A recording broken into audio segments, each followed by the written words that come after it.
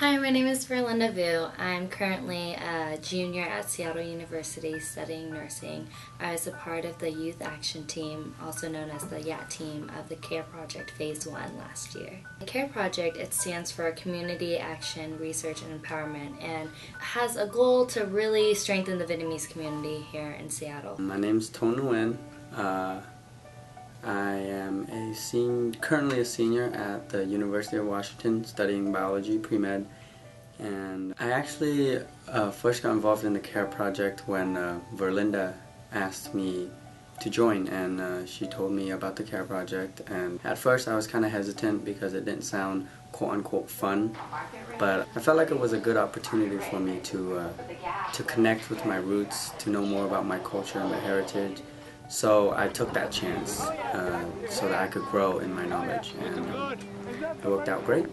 I've always been very interested in helping the Vietnamese community, but I was always kind of shied away. But I went out to the first meeting, and there's maybe 10 of us, and everyone was so interested, and we learned about the goals, and I honestly thought I knew everything about the Vietnamese community growing up here in Seattle. Once I started the CARE project, I realized I did not know a single thing.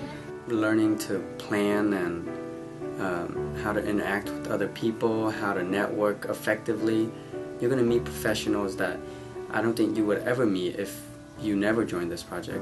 Throughout the CARE project last year, I met people from all across the border. People who were doctors, lawyers, and then people who just worked everyday jobs who had amazing stories that no one has ever heard and no one has cared to ask. And I think we learned a lot about our culture and how important it is to preserve that going forward as our generation gets older and the generation before us, starts to pass away.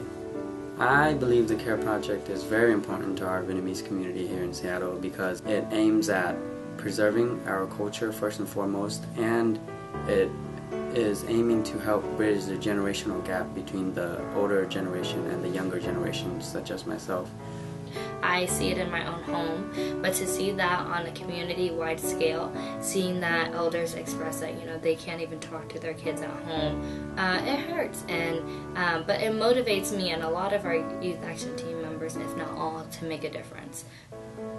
I look forward to the whole process all over again because right now you're building on what you did in Phase 1, and the next part here is basically you're planning for your future, and I think that's very important here in our community because, I want the Vietnamese community in Seattle to have success.